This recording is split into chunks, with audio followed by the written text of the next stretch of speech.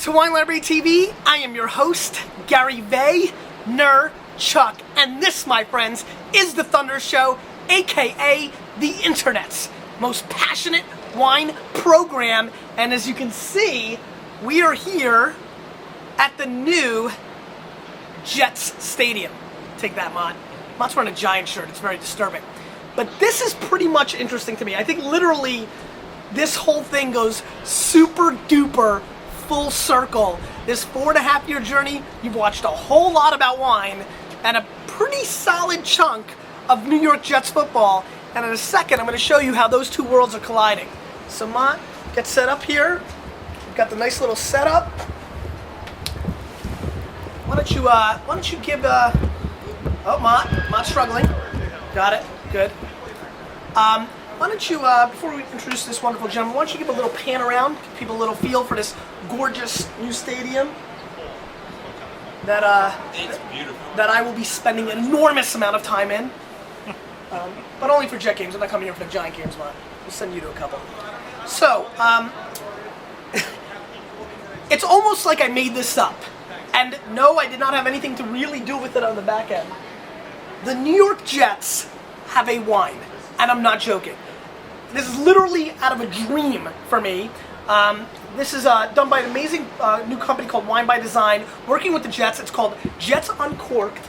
And the gentleman sitting to the left of me is a very distinguished winemaker. Come on. Why don't you tell the Vayner Nation who you are? It's fine, laugh away. I'm Marco de Julio. Yep. Winemaker for Girard Winery, among a few others. Worked for a little company called Vintage Wine Estates. And why don't you, I'm sorry to interrupt you, why don't you, because I like when they like to be humble. Why don't you tell the Vaniacs out there some of the wines that, some of the other wines you've worked at? Sure. Paint me a picture. Sure. All right. They don't know. So I've been at this now for pretty close to 30 years. This will be my 28th harvest coming up. And some of the wines I've made along the way, probably what I've been best known for, I made the wines for La Jolla back in the mid-90s. Big scores. Some pretty big scores on that. Livingston, Moffat, Harrison, Oakford, Cliff Lady, Girard, I mentioned, still doing a lot of work with them. Hidden Ridge Winery, lots and lots of little places along the way. So for a lot of you there, you heard some of the names that, some of the really, really sought after wines. You had a great, at least for press, for whatever it's worth, you had an amazing run in that, mid-90s on some big scores. Livingston, Moffat made some incredible wines under your watch. And so tell us why you're here, besides wearing green, which was a very good move, smart, unlike Mott, who rolls in here with a Giants shirt on. What is your part of this Jets wine? Well, the Jets decided they wanted to have a wine to help kind of inaugurate the new stadium and sort of as an extension of what they're trying to do for their fans, give them something exciting and something of real value. They came out to Napa. They wanted to do a Napa Cabernet because they felt that was going to be the flavor profile that most of the fans would be interested in. And they interviewed a lot of different wineries and thankfully ended up choosing us because of what we can do. Did you charm them? It's hard to believe that I would. So yeah. No, I can't. I don't think it would be that. So definitely not that. I don't think it's that. It was the quality. I think they like the quality. I think they like the earnestness. They like the fact that I came at this with the same sort of passion and commitment that I think they look at their football team and their fans with. What was really interesting as I started becoming aware of the project and they were asking for my 2 cents, I told them that it was imperative to have a really strong wine maker behind this project because obviously, and you guys just witnessed the Sopranos episode, I spoke about this at length.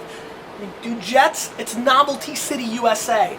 Now, you've got to have some backbone behind it. You can't go buy bulk juice on the open market, slap your label on it, that so many brands outside the wine industry have. So I was super excited to hear that you were involved with this. It definitely brought a lot of credibility to me. I mean, listen, Mott, let's be honest, this is a very difficult show for me to review the wine. I mean, we review the wines. I mean, I'm going to probably rate this wine 5 to 7 points higher than it deserves because I bleed green. I mean, we may not even need to review. Listen, it's a 100-point wine, and that's just the way it is. I mean, honestly, it's gonna be tough for me to even review this wine. I think but I'll try to break it down and do the best I can. I really appreciate a lot of the comments from the Sopranos episode that were happy that I didn't just shill. But if there was anything I'd ever want to shill for, it would be this wine. Well. tell me a little bit about how you made this, and let's talk a little bit about the '08 vintage. Matsumi Zoom Zoom. The idea behind it was basically, I think part of the reason that they chose us to do this is by virtue of the fact that I'm working with a lot of different vineyards, making a lot of Cabernet from. I work with somewhere in the neighborhood of 20 to 25 vineyards in the Napa Valley, and the wines that we make for Gerard involve a fair amount of blending, and so I like to have a few extra vineyards to work with to give me some more flexibility from year to year. And '08 was pretty classic vintage in the Napa Valley from a quality standpoint. A little bit light in volume. What vintage does it remind you most of? You've been there, you said almost 30 years. Yeah. Work at 30 Harvest. Is there any vintage that it really reminds you of? Honestly, to me, in a very odd way, it reminds me of '01. I love the '01 wines. Is it as big as '01? Yep. Really? I did not realize that. Pretty big wines in '08. And it's an interesting year in the sense that it was a very small crop. And that's what gave it the intensity. And unlike the '01, which was a very big crop, and that's why I say it's an odd comparison. Is the '08 crop, let's get a little wine nerdy, I know we're in jet stuff, but is the '08 crop a blessing in some way for Napa, given that the market's a little softer and it's been so, if you're gonna take a hit, a 30 to 40, in some cases even 50% hit on your production crop because of frost, '08. If you had to pick a year, you'd have picked '08 because of the way the market went. Yeah. So it's a perfect storm. So understand, let me paint this picture to you from a business sense. You have a big crop in '08. It's more wine to unload because you have it there, you bottle it. Have people started leaving grapes on the vines at all? There's a few places where that's happened. I've heard. Yeah, there's and it's a supply and demand thing. And so when you have a smaller crop, you're going to get some intensity. So at least you're working with better quality, and now you don't have to make as much. And in a supply and demand that's out of whack a little bit right now for Napa, some of the premium stuff, it's kind of a blessing for them. And how did '09 follow that up, crop-wise? '09, pretty good sized crop, and back to like an '07 level. Not quite that big, but big. I mean, and how about quality-wise? Quality-wise, good. It's not. But you're more bullish on the '08 body language. I like the '08s. Yeah, I like the '08s. The '09s are nice. They're good. They're well balanced, but they don't have quite the structure and the intensity of the '08s. And so this, I heard, is from 4 different vineyards. That's right. So you blended 4 different vineyards. That's right. And which vineyard do? Not vineyards. Not so much secret, but they're nothing that anybody's going to know. Exactly. So give us a name or two. These aren't big name vineyards. The Lauer Vineyard, the Crocker Vineyard, and then let's see, Godward and let's see. That's 3. Yeah, 3 or 4 ain't bad. But it's not like any of the. Again, I'm dying to know how many people are like, the Godward, the Crocker Vineyard. Yeah, right. Exactly. Wow. No, these aren't big name vineyards. As I said, with the Gerard wines, it's all about putting these different pieces together, making a blend that's more of a seamless whole. And so I like to have more stuff to work with than I ever really need in the end. Yeah. And it gives me more leeway as a winemaker to craft the style I want to craft. And basically, we did some tastings with the Jets and talked about the direction they wanted to go. And what it really came down to in my mind was, do I have the wines in barrel to make them happy? Can I put something together that's going to reflect what they want to put in the bottle and what they're going to be proud to show to their fans? And fortunately, I did. I had the right sort of flavor profile for them, and even the right sort of volumes. And so we're able to put something together that really is meaningful. So what price point is this? This is going to retail at $27.99. Okay. So, for Napa Valley standpoint, obviously, it's not 10 years ago or 12 years ago where all stuff started at 45, but it's really in a very fair price point at 28 bones. I like that it's 28. It's a very famous number in Jets history. Curtis Martin, I'm sure, will retire that number. One of the great running backs of all time. By the way, David Harris, one of the best young linebackers. University of Michigan fans, you know what I'm talking about. So, sorry, just had to go there for a second. Hey, no worries.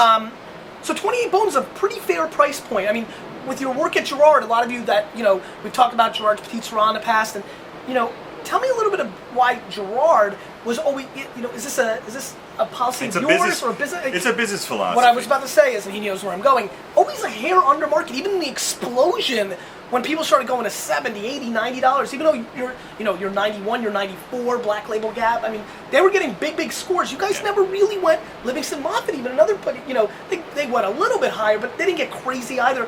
Is that something you're passionate about, being involved in projects that don't go that direction? Absolutely. I got to say, I mean, it's that where my sensibility is. That something as a winemaker that you even have say in? Nah, not a lot. But you'll leave like a zing somewhere? Exactly. I always want to give that lean that way, and try to give that advice when I can.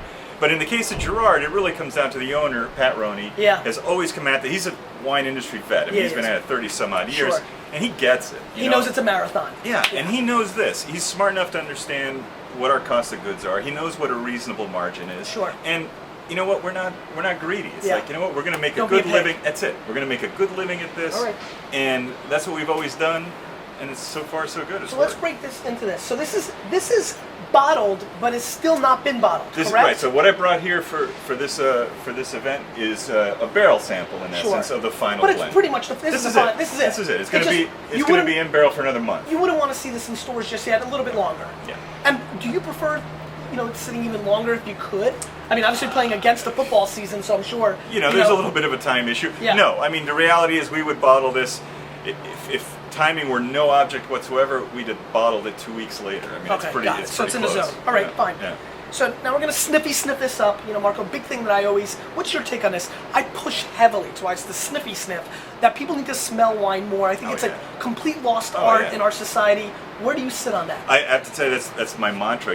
I get this a lot. You talk about the sniffy sniff? I got it. Let me tell you something. Can you use it? Can you start saying sniffy sniff? I will start using it. I make a nickel every time you use it. So. Nice. Well, in that case, I'll use it every couple of sentences.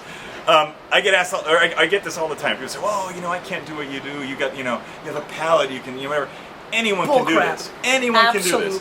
All it takes is paying attention. Do people have a hot dog palate or a cheeseburger palate? You eat stuff. You know what you like. I totally agree. I think it's, it's literally the genesis of this show.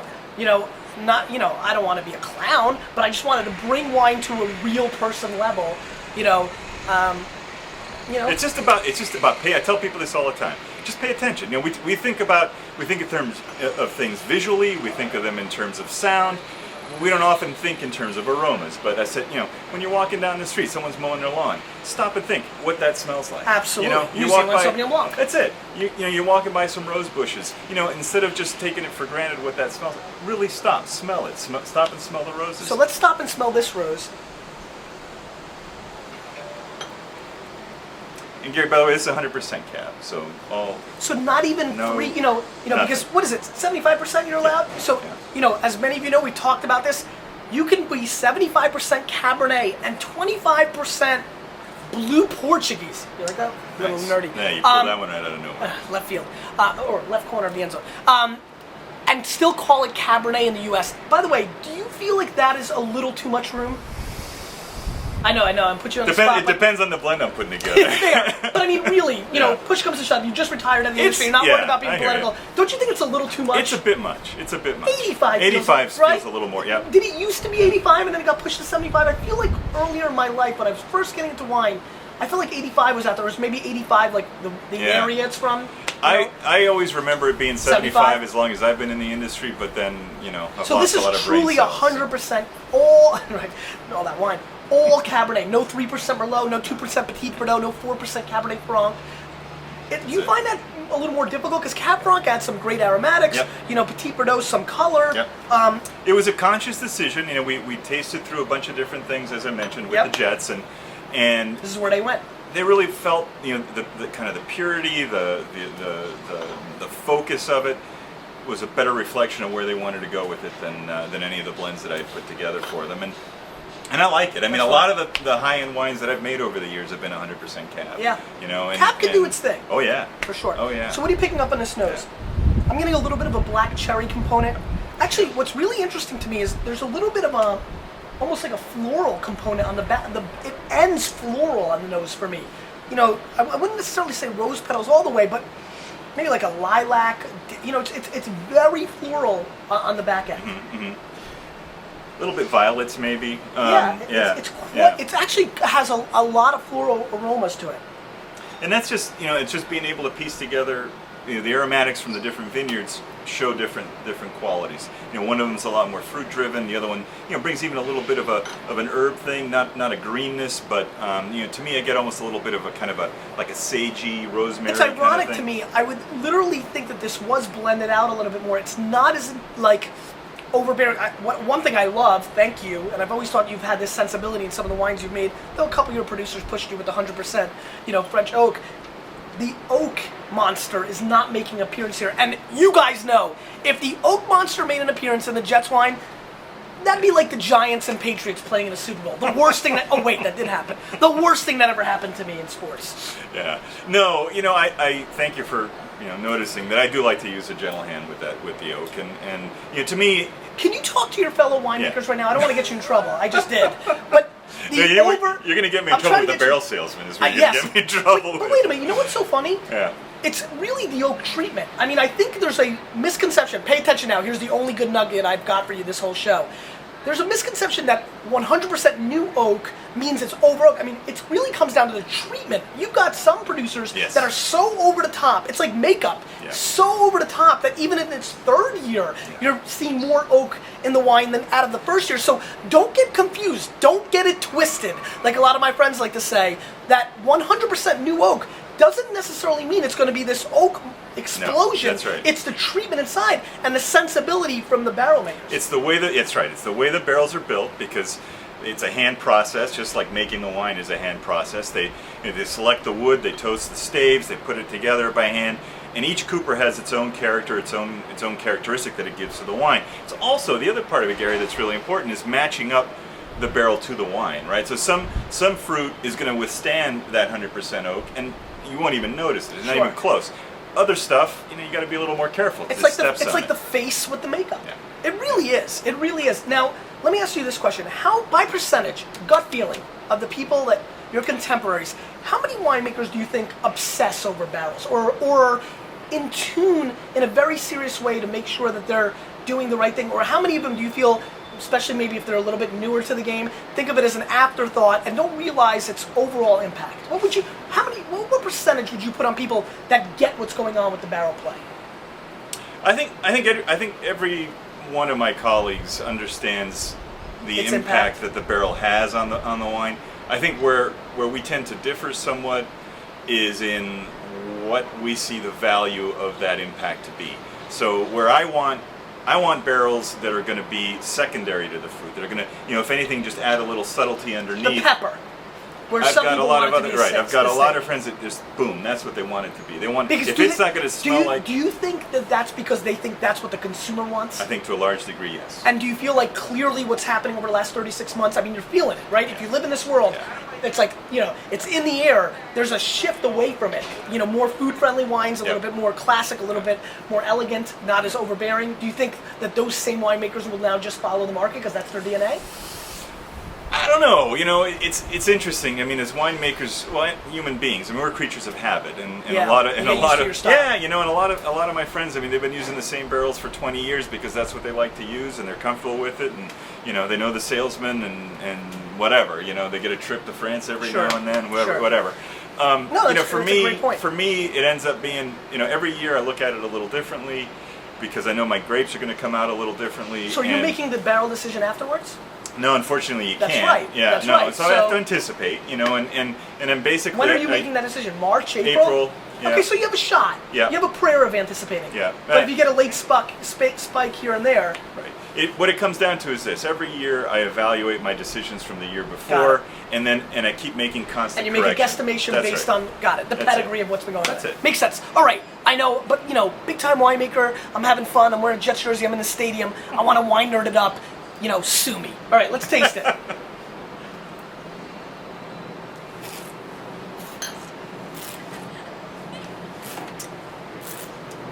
Oh, nice. Yeah, I already swallowed. What, you didn't think I was going to bring this?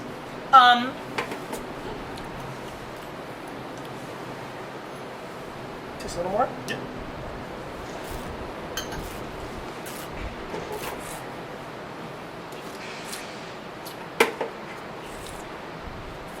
The single greatest wine I've ever had in my entire life. I mean, what did you think I was going to say? There's only two things I would score this wine. 100 or 69, since we won the Super Bowl in 1969. But I think the 100's better. All right. Again, I am not capable in scoring this wine. Sorry, SS Chris. I think I'm going to be totally unfair. I mean, listen. You guys already know that people have you know, that one, what's his name, Jeremy up in MIT, who reviewed every Monday Wine Library TV and said that I scored wines higher after Jets victories than I did after Jets losses. So clearly I'm affected. That being said, let's talk about the wine, maybe instead of doing what I normally do, which is scoring it. Sure. 3 things pop out. Number 1, it is extremely herbaceous, almost like black tea. An enormous amount of black tea flavors. Number 2, the oak is not totally hiding. It's definitely, I do get the vanilla, I get a little bit of the oak. And number 3, on the finish, the alcohol is spiking a little bit. I think it needs to settle in. So those are the 3 major components I'm getting. I'm getting really firm tannins, which I think are great. The weight is quite heavy. I would say that the one, as I was tasting it, literally, if you want to really tap into my brain, I'm tasting it, I'm laughing and thinking I'm going to score it 100. I can't wait for your reaction. But the other thing that crossed my mind as I was tasting it, I said, I'm really happy Marco made this wine because the weight acts a whole lot more 55 than it does 25. So that would be the real, like, the sad part that this is a Jets wine that I could have given a compliment if I wasn't wearing a jersey and at the stadium and at Wine Library and this was a normal show. The big compliment I'd be making for this $28 wine is it has $55 weight. So that's the big takeaway. The alcohol I'm not massively concerned about. I'm happy that there's so much, you know, tannin structure in the back end, which makes me believe that there's an opportunity for this wine to age pretty well. The one thing that maybe a $60 to $80 cab would have that this doesn't, I wouldn't say it's the most challenging Cabernet I've ever had. Doesn't mean it's simple, but it's not outrageously complex. So I couldn't, you know, dive on the field right now and say this is the greatest. That would be leaving it. But the tannin structure is strong. There's a little dark chocolate flavor in the back end. I do get a vanilla character from the oak, you know, kind of thing. The black teas and black cherries. Almost if there was an imaginary loose leaf tea called Black Cherry Surprise, that's what this would taste like, because there's this really heavy element of black tea rounded with this really intriguing sour cherry. Yeah. Right. What do you think, Marco? You sum it up Good, pretty bad? damn well. Oh, yeah, Not bad? absolutely. No, absolutely. Did you just say, as I was doing that, were you saying, oh crap, this guy's not a farce, he's actually knows a little something? Was that happening? I've been thinking that already for a while. But Thanks, yes, man. yes. Thanks. I was thinking it. Well, I say that because you like my wine. So, Well, that's fair. I have to give it to you. But yeah, no, you know, for me, I'm always looking at ultimate balance. You know, it's not about trying to find one component over another or one flavor to dominate over another. I want balance, and I want drinkability. I want to put a wine in the bottle that somebody's going to want to have more than a few sips of. I totally You know, agree. pour yourself a glass, drink it down, and before you know it, the bottle's empty. I have an idea. Mott, take off the headphones. You, wearing your Giants shirt There you need go. to be reviewing this wine. This is a good moment. We'll get a much better, there you go, Mott, a much better feel of what's really That's right. going on, because nobody's going to blame me. All right, Mott. Don't zoom in on my head. I won't zoom in on your head, I promise. Look, I'll keep my hands up.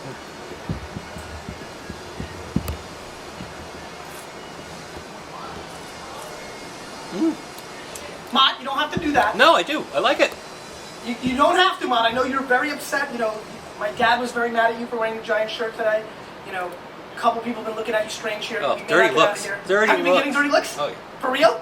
That makes me so happy. All right, so what do you think, really?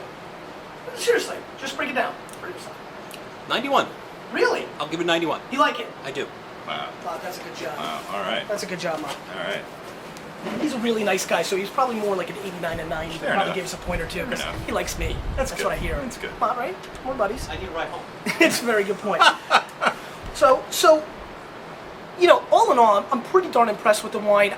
You know, I thought I would be. I probably, you know what's ironic? I probably went in, if I really broke myself down, I probably went in with better preconceived notions because he was involved more so than this logo was involved. And I think, you know, again, it's just turning out to be a wild week where we do like, you know, between the Sopranos and now the Jets thing. I think to anybody out there who's thinking about going on an entrepreneurial venture with a brand into the wine space, please give enormous thought that the only way you could probably save yourself from people thinking it's complete novelty, one of the best things you could do is team up with somebody who has true integrity. You know, listen, there's some celebrity winemakers out there. There's winemakers in California that have more brand equity than Marco. Sure. You know, there's Plenty. There are. Well, not plenty, but there are. But I think if you go and you really want to win over, you know, the wine world, go with somebody who's got integrity and brand equity, and I think the Jets made a really good job. As a matter of fact, I'm actually pissed. since I wasn't involved in the back end of picking who was involved with the wine and got into the party late, which still stuns me. Jets, what were you thinking? I'm mad that they did a good. I'm mad they picked you. Actually, I was actually a little upset because I was hoping that they went with straight junk and I could have blasted their face and then be like, "You idiots!" and let's do it next year together and we'll get somebody real involved. So, I'm actually a little disappointed in hindsight that Marco was involved. But that being said, now that we taste the finished product, knowing that a lot of Jet fans are going to be picking this up, though I did push them hard when I heard about it to put your name on the front label. Yeah, good. Because I thought that was Thank you. important. Thank But I'm you. not sure if they listened. They probably had that decision made anyway. But I think it was all your idea. I will take full credit. Yes. So I think today is the national release of this wine. You can buy it direct, though I'm fighting hard to make sure Wine Library carries it. The direct site's going to be selling at the same price, so I think that's 28 bones. That's NewYorkJets.com/uncorked. Uncorked, right? right. So Mott, link that up. Make sure people and make that. You're going to make that pop up in the video player. NewYorkJets.com/uncorked. Available now for pre-offers. That's right. Coming out in September in time for the season. That's correct. And you did a really good job, man. The Thank wine you. is really solid. I appreciate You know, it. I feel, I love to keep it real, so I was hoping I could zing them and say, it's more of a $25 wine. You know, it falls into where it is. It's probably a $35 wine, in my opinion. If I had to really call a spade going, take off the jersey for a second, probably a $32 to $35 wine. The fruit is really quite strong. That Crocker vineyard, after all. Oh, that's what it is. And that's the scoop. So, Marco, oh, Mott, I took a different side of the table. I'm on this side. This is wow. This could be a transition. Maybe I'll start sitting on the right side now. Is this the first time I'm on the right side with a guest? Nice. I like being the first. Yeah. That's good. You popped my cherry, Marco. It's amazing. All right. Ask the question of the day. You get to ask any question you want. Any It does not have to question. be sports related or Jets related. It does not have to be wine related. But the Vayner Nation likes to leave answers down below from the guest. It's a tradition. Fire away any question you like. Question of the day. Man, you could have warned me on this one. No, this is good because this is how we expose people who've never watched the show. Yeah. So now they're all watching. Oh, Marco's never watched WineLibraryTV. Plus, it make I watch the clips, but yeah, no, I hear you. You don't go watch the coast to whole coast. thing. Listen, it's 30 minutes. I get it. I know, You have to I be know. awesome and the greatest person on earth to actually watch it. Yeah. When are you coming out to Napa to visit? No, you don't ask me a question. You ask them a general I did question. general- Yes, alright, to the alright, nation, I the gotcha, I Vayner gotcha. Nation. I got Make it a wine question. Make it something philosophically that if you were in a Alright. wine dinner that you'd be curious. This is a good opportunity. This is like free, like a focus group. Okay. Okay. What does Don't worry. How we do you edit, characterize? so All we'll right, fix this. fair Don't worry, we enough. edit. Okay, good, beautiful. I love that. You know what I Thank mean? you, thank you. How do you view the impact of oak and wine? Because that is something that I struggle with all the time. I know what I like, and we touched on it a little bit in the interview. I like a more balanced. Don't influence them.